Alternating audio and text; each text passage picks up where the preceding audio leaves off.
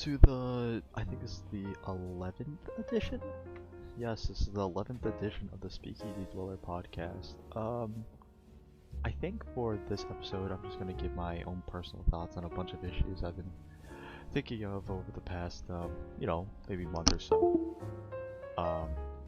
Actually, hold on, let's see, I think my mic volume is a bit too low. So I can raise that up a bit.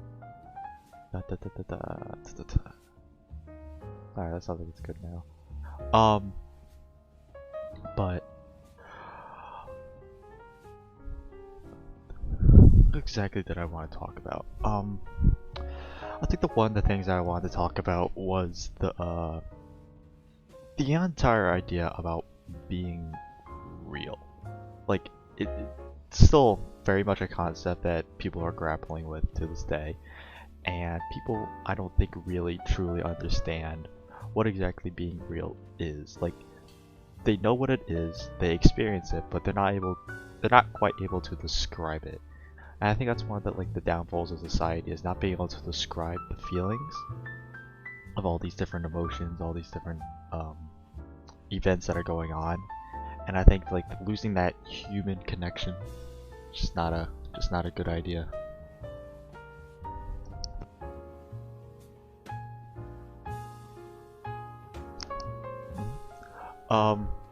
But there's the good old Descartes quote, "I think, therefore I am," and it makes you think. As ironic as that is, I think, therefore I am. Whenever I'm doing stuff, I'm seeing through my eyes. I have my glasses in front of me. They're on me. I see my two hands. I see my arm. I see my legs. I see the screen I'm looking at. I'm seeing the entire podcast material that I use for this. I see other people. I see my friends. See my parents. I see the news. I see everything. If I were to reach out to touch an object like the phone that's in my hand right now, that's another thing. It's tangible. It's tangible, but tangible does not necessarily mean real. It could just be, the brain's way of synthesizing images to go along. Images to go along with the object that you're touching.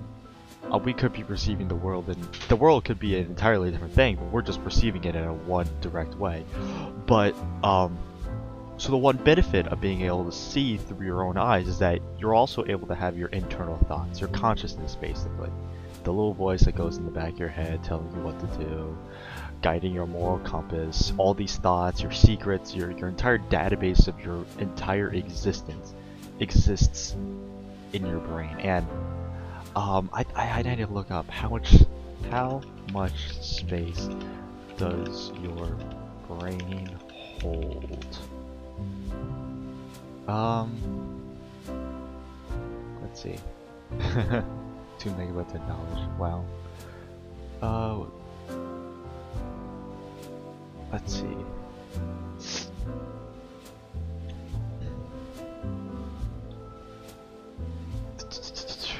Let's see. Let's look at these news articles.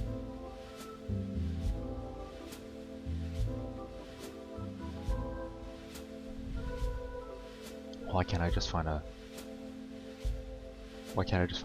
straight answer? Just a number.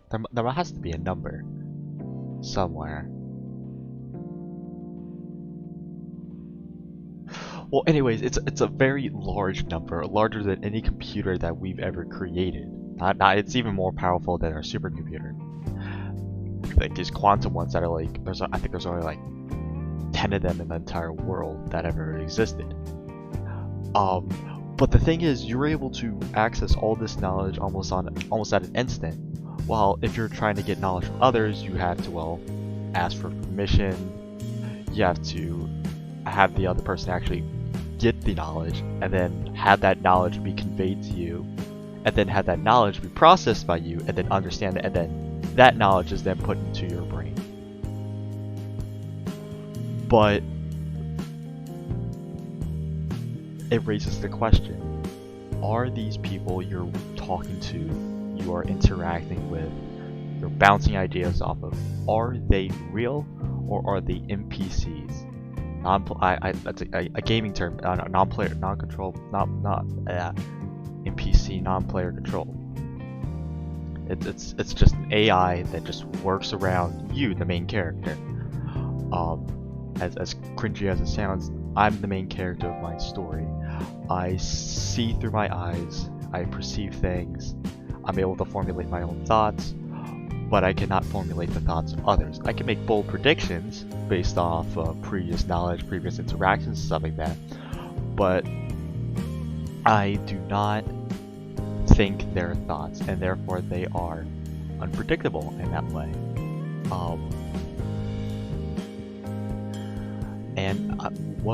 What exactly makes them real? Because again, we can go back to the Descartes quote. I think, therefore I am. Well, I don't know how. Do they think? AI don't necessarily think. They're just a bunch of if-then statements. If such and such happens, then do this. They are programmed to act a certain way.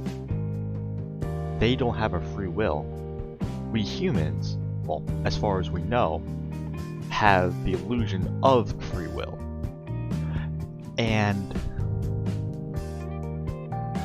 I know I have free will because, well, I'm currently thinking, I'm currently formulating my opinions, all my thoughts together, but I don't know if these other people have free will. I was talking with someone the other day, and I was like, everybody in my life, however minor it may be, has played a role in my story, my life, in however positive and negative ways. And as I reflect upon my life, as I'm graduating high school this year and going off to college and starting a new life, I look back on all these years and I'm like, what did these people do to impact my life? I don't know what these people's thoughts are. I don't know why they did the things they did, but they did something. They did something, and it has shaped who I am today. People's existences have I think of people's existences almost like story arcs. Like it's like phases in my life, and these people are characters that have a very specific purpose. Like, you know, the comic relief character is supposed to, well, provide comic relief. Is supposed to make, you know, light of dark events. You have the sidekick of the main character, which is supposed to act like hand in hand. You have your antagonists, your anti-heroes, etc., etc., etc. And all these people in a story all have a purpose that surround a main character or a main group of people. In the case of people's lives, it's surrounded. These characters are surrounded by the main character, the person, you, me, you. It's this entire thing, and it's just it boggles my mind that there's a purpose, there's a reason why these things happen. And I still do not fully understand why they happen, or exactly what their purpose was. All I know is that how it affected me, and how I've chose to deal with it. Again, whether it being positive or negative, and these interactions teach me life lessons that eventually guide me on a path that has been set in stone, or maybe has been set in stone. Maybe I'm creating a new path of my own. And then that story continues on of my life. I'm simply riding this roller coaster of my life, going down this road, and all these things are merely stuff that just happens in my life, and I'm just waiting for them to happen. I'm just going along this roller coaster, and then eventually death comes, and then that's where my story ends. Or so most people think. Maybe there is a life after death. I like to think that there's a life after death. It may not be, you know, the religiously perceived rebirth, reincarnation, or, you know, heaven, or a hell, or an underworld, or some type of purgatory punishment where you're not quite in either. But it does make me comfortable thinking that there might be something after death, because I don't fully believe that everybody's story just simply ends. Like, we have evolved as a human species to develop a conscience. We're able to develop a free will and be able to think for ourselves, and, well, as selfish as it is, let me go back a bit, think of others and think at a higher level than our animal counterparts, giraffes, lions, ants. They're simply thinking and doing things to survive, not necessarily to improve. Improving is a byproduct of surviving in their book. Right? You know, that entire survival of the fittest, survival of the most intelligent. If you're weak, you're thrown out because you just die and you're not able to pass on your genes. If you're strong, you pass on the genes to the next generation, therefore making it stronger. But I don't know. Like, there's a good story by Andy Weir, I believe it's The Egg. I watched the Kurskanaut video on it, and it was this entire story about a person sadly passing away at a hospital, and it was through the viewpoint of him. He ends up passing away, and he meets this celestial being. Not necessarily God, but a celestial being. And he's asking all your big questions like, what is this? What am I doing here? What happened? And the celestial being is explaining that, well, this is death. This big void of space is, well, what happens after you die. And as he's asking all these very important questions, the viewer and the character who just died start to understand that this is a normal process, and there is something that happens after death. And that thing that happens after death is that you actually get reincarnated. You actually get reincarnated to everybody else. But your memory is wiped, but you improved yourself.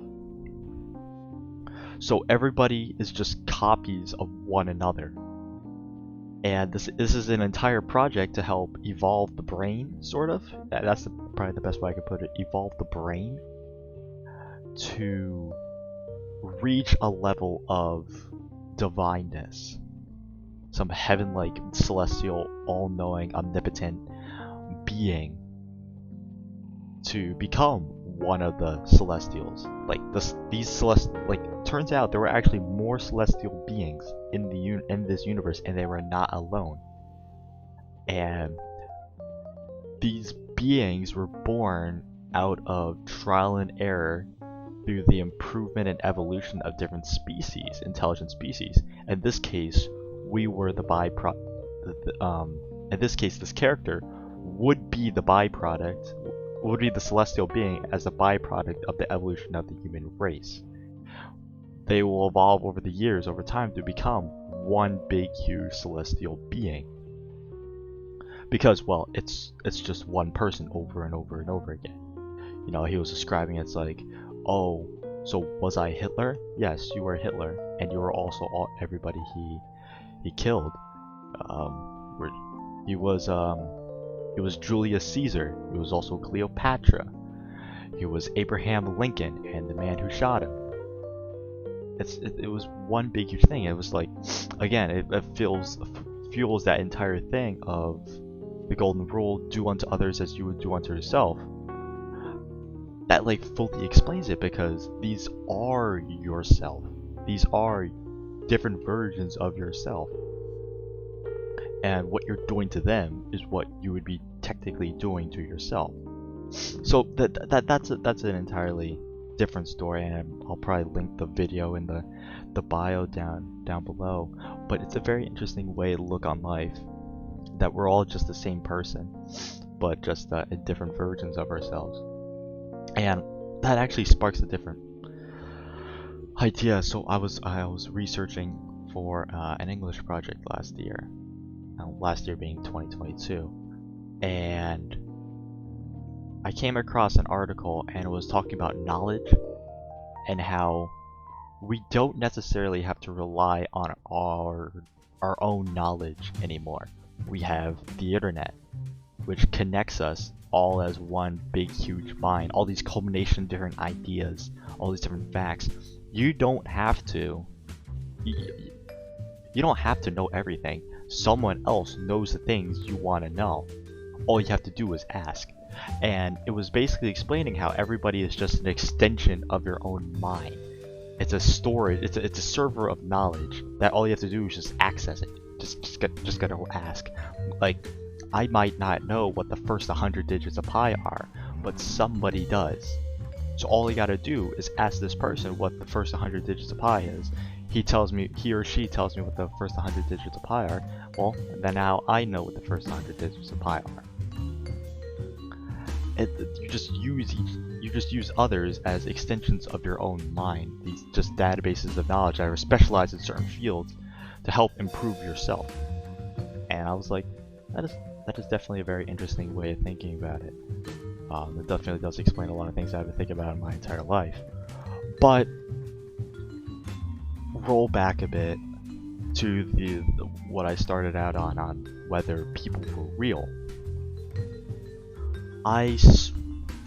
It hurts to think about whether everybody around me exactly is real, because again, I feel pain, I feel emotions, I can touch things, I know stuff are there, because my hand does not, if I were to go, I have a desk right in front of me, and if I have what I think is my hand, and I put my hand on the table, on this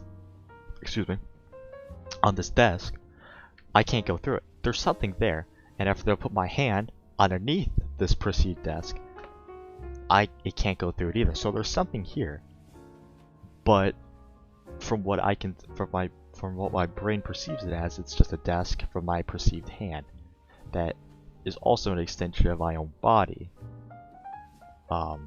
It just could be one huge simulation. I don't know. I don't know, but it's weird to think about. And what gives me peace of mind almost is understanding that even though you have your own thoughts, you know what's gonna happen. You know what's gonna happen. You are gonna look out for the best interests of others because you're the one who has the ideas. You're the one who's thought of the future, and you try to express these ideas to other people. And not every time they will listen, and then sometimes they suffer the consequences of their actions. Not because, yes, because they didn't listen, but it's much more than that. But then you realize that this doesn't affect you. This just affects them, and then, well, it doesn't matter because it's not they're not living. You're not living their life. You are living your own life. They are simply a part of your story. It's a very selfish way to think about it, but that's just the way it is. It's your life. It's your story. You're in control of it. And if these people don't want to really participate in it, then well, they don't have to participate in it. There are simply just people in this, again, these characters that are just in your story, and they have a purpose. And maybe their purpose is not to listen. Maybe their purpose is not necessarily to take your advice, not necessarily to basically act as examples of what happens. I'm trying to think of a way to describe this. I wouldn't say examples is the right word to use. But I guess moments of, well, okay, it's almost like experimentation in a very twisted way. It's experimentation because it's like, okay, these are the scenarios that you've been thinking. Let me back up a bit. There's the very memeable phrase, a person who thinks all the time has nothing to think about but thoughts. As cringy as it sounds, that does have a point. I do tend to think a lot in my free time, and that does allow me to, like, when I have a lot of time to myself, I usually like to close my eyes and then think about what's going to happen and try to predict what's going to happen in the future and what actions I can take to improve my own destiny, to shift my story into a direction that I want to take it. And what are the benefits of that, while not only getting the story that you want, it also helps list the consequences of what happens when stuff doesn't necessarily go your way. And you're able to almost predict. It's like a plan B. You have your plan A, say the things you want to say, and expect the result to happen. And then there's the plan B, C, D, E, etc., etc., etc., that happen when you don't necessarily have what goes to plan. And you're like, but the thing is, you're prepared for it. As weird as it sounds, you're like oddly prepared for it because you're the one who thought about all these ideas, what's going to happen, what you're going to do when that happens.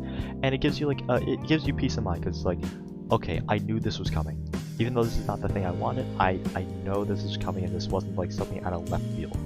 The worst thing you could possibly be put in is being in a situation where you don't know what's going on.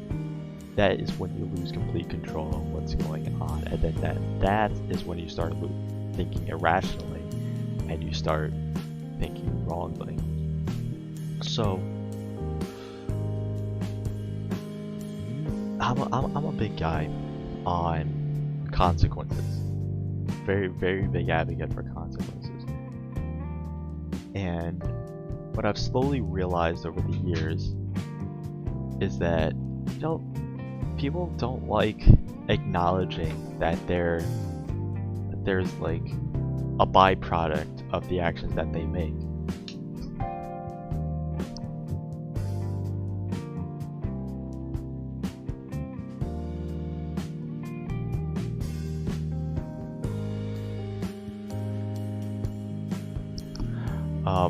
But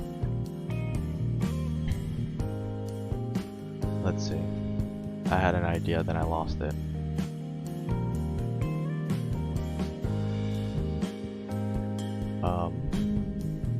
What was I gonna say?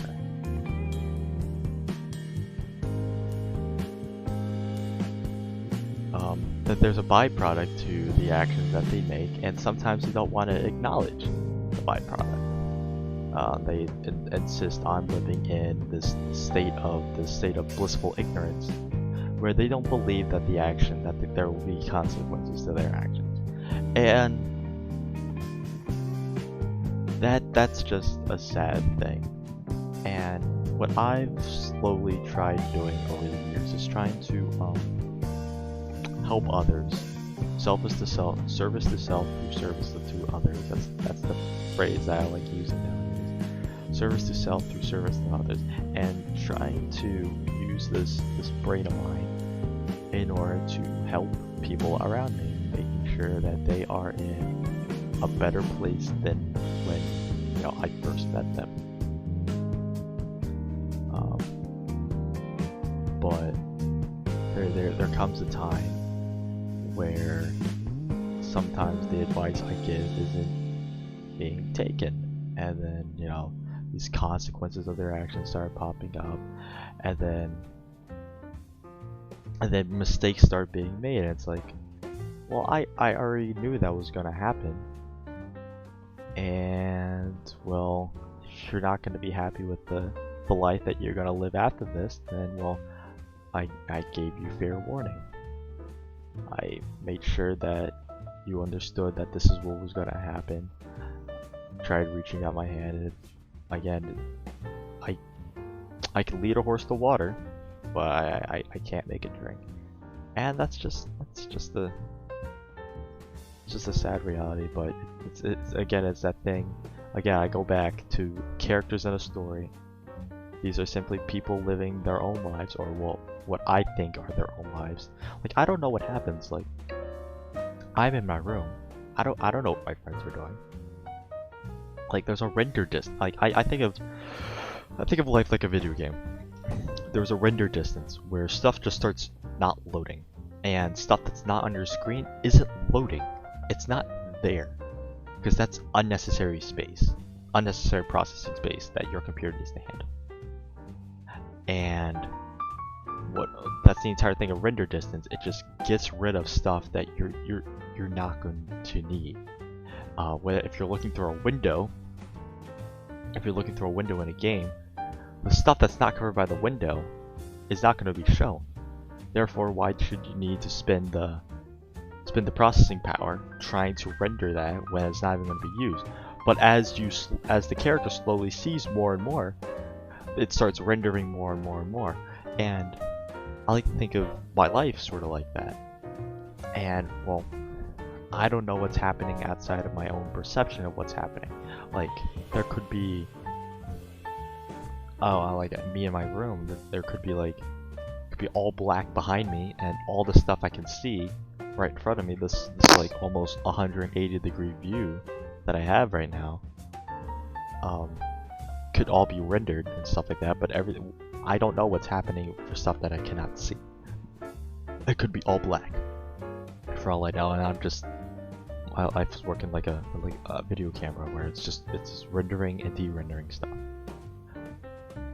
And I don't know, I don't know exactly what happens when I get home from school. I don't see these people. I know, like, they could just become like lines of code, bots, because obviously, I talk to them and then they talk back to me. But it could just be like some type of AI, like, I don't know. It just doesn't seem real. Like, the only thing I know is real is myself, because, well, again, Descartes, I think, therefore I am.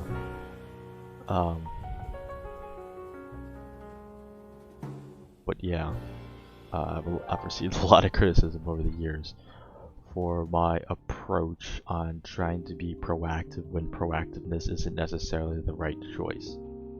Like, again, like standing up for what is right, having people understand, like stopping history from repeating itself again. There's like a line, like, again, consequences. Making sure that nobody gets hurt.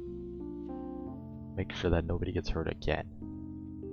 Because if this person keeps on doing what the things that they're doing, they're going to hurt more and more people people are going to suffer. So why should I have to sit back and not at least attempt to put a stop to it? At least attempt to, right wrongs and stuff like that. But people don't necessarily like that. They think of me as like, a control freak, basically trying to run everybody's life. And I think I've slowly realized over the years that I have turned into a person who thinks they can control everything. And it's, again, humbling experience after humbling experience, I slowly realized that, well, I can't control everything. There are stuff that is outside of my control, and stuff that I can't affect no matter how hard I try. So it's like, okay, I tried my best. I did the things I needed to do. I raised out my hand for help, and if they don't accept it, then it's not my problem. If they come back crying, it's the entire "I told you so." And it's that little thing of like, how can I feel remorse for someone who just, it's like, what's that thing I'm thinking of?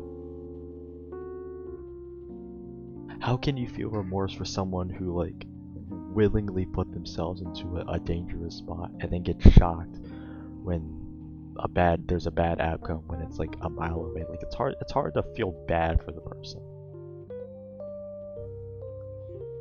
Like, it's like running a stop sign and the person like starts crying and stuff like that. Oh, actually, no, that's actually a bit too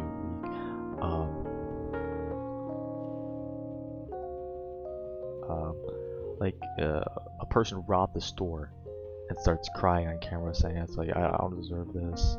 I deserve this. Like, it's hard to feel bad for a person who willingly put themselves into a dangerous spot, full well knowing the consequences of what was going to happen if they did that. And it's just hard to feel bad. It's like, So if they come back crying, it's like, well, that's my entire thing with like drugs and alcohol. Like that's just, I never really got the appeal to it. There's just so many negative consequences that come out of that. It's just, why would you start doing it in the first place? Like like people say it's like, oh, it's gonna help, it's gonna improve your mental health. Oh, it's a great distraction from the pains of life. Like, well, yes, I understand that. That's kind of part of the thing, you know, psychosomatic, like psychotic drugs and stuff like that. You know, haywiring your perception, you know, increasing your dopamine levels, etc., etc. But this leads to addiction, and addiction is never a fun thing, and that actually hurts your mental health, because then you start getting wired on this drug that makes you feel good in a world where you don't feel good. So if you don't take healthier routes, like, you know, taking mental breaks, meditating, going to a therapist, going to a doctor, going to a professional more broadly, taking nature walks, going on the water, sitting by the water, talking with friends, meditating is a big thing. If you don't acknowledge these things and don't at least try, and you were like, okay, drugs is the only way I can get out, because this is the one thing that's working right now. Because again, it's like, it's not a very gradual thing. It's like instant. I'm currently snapping my fingers, but it's an instant thing. You get instant results. It's not this delayed gratification that you get from seeing all these people and having your mental health slowly improve over time, which creates a better person. It's this instant, boom, I feel so much. Oh, actually, I snapped my fingers and said boom, but you probably will never hear that. But it's this gratification that you get from working hard to improve yourself, and it has much better outcome. It has a much better outcome than going straight to all these, you know, harmful drugs. And it's like, people say it doesn't change this. People say that, again, this blissful ignorance, that people say that drugs don't change them, and it does. I mean, I don't want to be that guy, but it does change people, and you start noticing things. Like, if you see a person who's like regularly like unstable, you start noticing that they probably are doing drugs. Because then again, like I was saying earlier, I don't think I fully finished that thought, but they start getting haywired on this drug, and then it becomes their only way out. And that's when the problem starts. That's where the problem is, right there. Because then you start getting hooked on this, and it being your only way out, it's the only way you're able to cope with it. So in order to deal with the consequences of drugs, you do more drugs, because it minimizes the effects of the drugs, but then you get hooked on the drugs even more. It's just a gift that, I wouldn't say a gift, it's a self-receiving prophecy, basically. It's a gift that keeps on giving, but this is not a very pleasant gift. And it's just, I've never been a big fan of it. Like vaping, I don't get it. Why would you do it? Weed? No. It smells bad. Why would you ever do that? Any like smoking, I just doesn't make sense. And then there's people who just casually talk about it like it's like an okay thing to do, and that's just not. And you know, you struggle to find people who share that same mindset as you, because you know, I grew up in a very I wouldn't say uneducated, but it is a very uneducated city, and you know, there is a very big drug problem in this city that I'm in, this town, and it's just, it's tough. it's just trying to find people who are like-minded, who are like, yeah, no, don't do this stuff. Don't become an alcoholic. Don't become a drug addict. This stuff is not okay. It's gonna harm you. It's just, since it's such a popular thing, it's just become an accepted norm that people don't really like think about it, or like, okay, yeah, this is a perfectly fine thing to do. My friend does it. I don't see any problems with them, and they just don't see the bigger picture, and it's just it changes people. It changes people, and sometimes it's the best choice to just not interact with those people. That's just what it is at the end of the day. You know, remove yourself from the situation. Again, it's their life they're ruining, not yours. And the hardest decision is to just walk away. Is to say, yeah, no, I don't want to participate in this toxic culture anymore. I'm going to step away. I'm going to step back, and I'm going to be the better man, and I'm going to, you know, not put myself into a situation, not surround myself with people with that mindset. Because, again, like I said, you notice it changes people and changes the way they think. None of which is good. Never has been, never will be. The only thing that I can see like slightly being like acceptable, mainly because it's a social thing, and it's not publicly frowned upon, because it's not really that diminishing to your health, is alcohol. But again, that has to be like mediation, and you know, again, if you also must be supervised when you do it. It's not like oh no, what in the world they're doing, like smoking cigarettes, because again, alcohol is still very much a cultural thing. It's a social norm. You know, go to a bar. Bars are very popular social gathering areas, and especially in the college scene, businesses.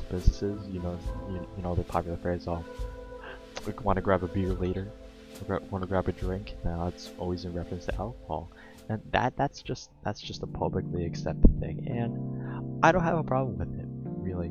It's when you start abusing it that's when my problem arises. But I feel like those are like alcohol is one of those things that can be tolerated because it can be mediated.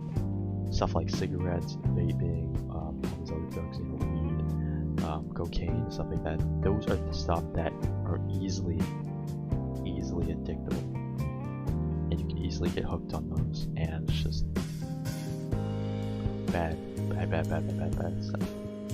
But we're about 38 minutes into this, and I think I might end it here. There's my spiel, my thoughts that I've been thinking of for a while now. But yeah, you guys having a good day. And I'll see you next time for episode 12, whichever one that one is. Alright. See you guys.